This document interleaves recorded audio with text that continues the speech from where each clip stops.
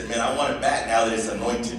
Because that'll preach, brother. And he left it up here. I'm glad they gave it back to me.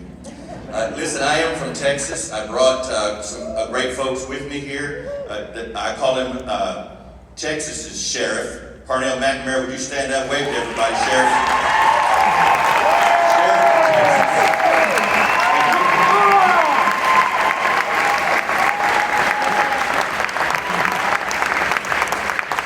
And I'm here to tell you that Texas loves Arizona.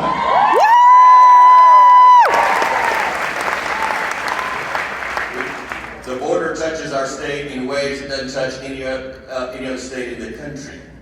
So today I want to bring that love from Texas and say we need desperately Arizona. That's why we came today. We're going back as soon as we get done here. And I want to share just a couple of things with you. First about human trafficking and then about the border.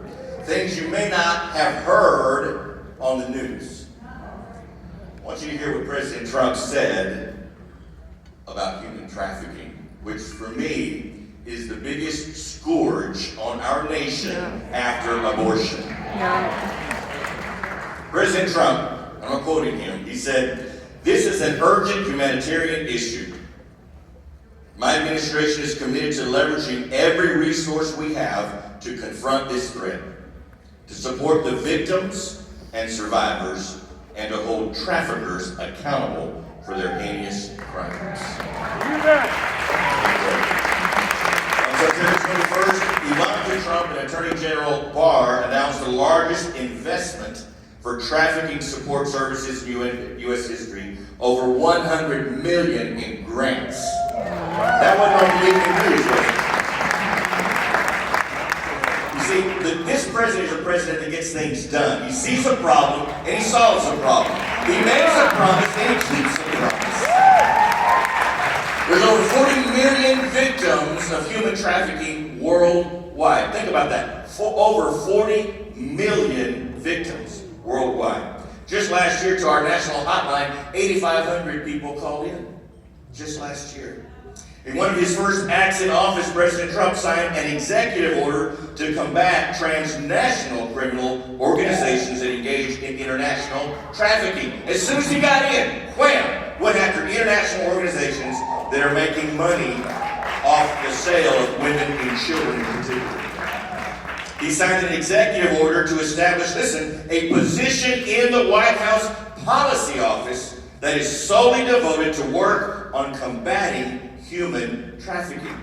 So we have people waking up every day, going to sleep every night, trying to solve this problem because there are people that are imprisoned in this scourge on our nation and on the world.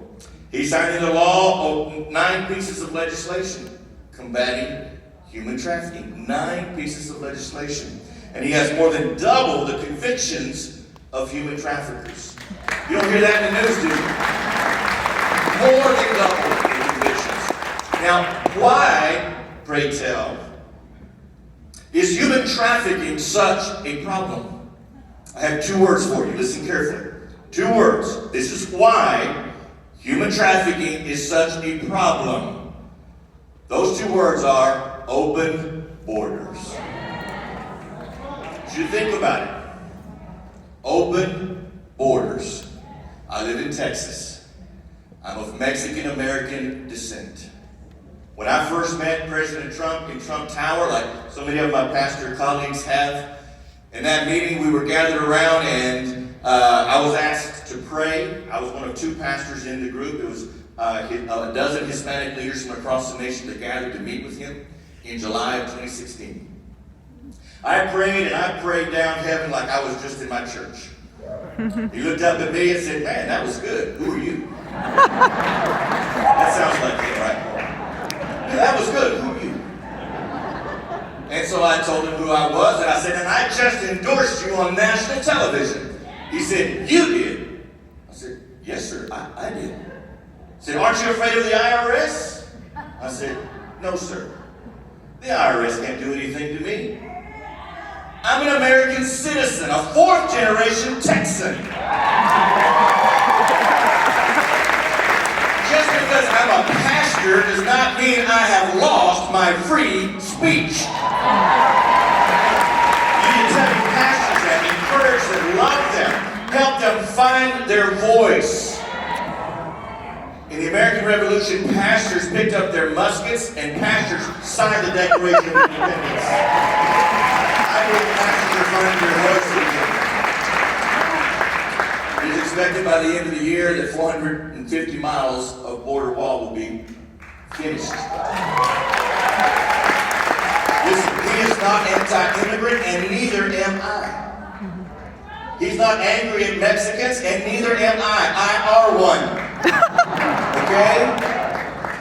Listen, this is a loving thing to do. The cartels control the borders. They make more money with human trafficking than drugs. It's a scourge. We can't stop human trafficking until we secure our borders. This is a loving thing to do. Families that have a swimming pool in their backyard need to keep a fence around it, right? So children don't go running out there from the neighborhood or their own children or grandchildren. We were thinking about a pool, but I'm too nervous because I have number 6 and number 7 grandchild on the way. And maybe we'll do it, I don't know. But what do? You have to have a fence around it for safety. All right? You get that, right? It's not hard to figure out to keep people safe. Not because we don't want children to enjoy the pool. Look, the president wants immigrants to come in and enjoy the freedoms that this nation has. We need immigrants. He loves immigrants, but they must be supervised coming in. They've got to come in an orderly way for their safety and for ours. You know, we lock our doors at night not because we hate the people on the outside, but because we love the people on the inside. Okay?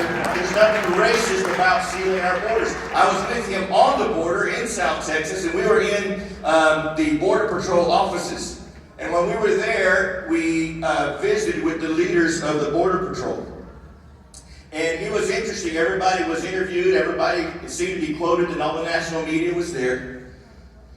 And we had a great talk, and I made my remarks, and I was the only pastor in the room, and agents were there, and all the Texas brass were there, and we had a great time. And everybody's quoted in the media except me. Well, an organization, I don't remember the name of it, did a story on the fact that there was no story on any of my commentary. The next morning, when that came out, Fox and Friends called and said, "We want to talk to you." So I went on Fox and Friends. So we talked about it. And then the president said, "Hey, let's talk about it some more." So we got another 8 or 10 pastors, Hispanic pastors, to the White House. He said, "Let's talk about it some more." And I got to thank him for doing something about this humanitarian crisis, even though he's being criticized as a racist. Which, Bishop Jackson, I agree with you, he is no racist. He's not. If he was, he would not be listening to me and you. And I said to him, listen, the crimes go unreported. And it's all because the borders are not secure. They're dumped off. Many times they get across and they're told, yeah, Houston's just about an hour's walk away. More like a week's walk away. And they're dying in the brush. Now tell me, who's the party that has compassion when it says, let's leave it open, or let's secure it and keep people safe on both sides? What's more compassionate? Listen, the Democrats are the party of the mob, of abortion on demand for any reason at any time, and defunding the police. The Republicans are for public safety, pro-life, and supporting law enforcement. This is really not that hard to get around. So I want to encourage you as I close down. This president continually reaches out to people from many perspectives, and he loves evangelicals. Because we're serious, and he knows it when we say we're praying for him. He's told me on more than one occasion the 5 most important words he ever hears are, I am praying for you. I know you mean it when you do. So let's stand up, go to the Lord, and let's just say, thank you, Lord, for President Trump. Can you say that with me out loud? Thank you, Lord, for President Trump. God bless you and God bless Arizona.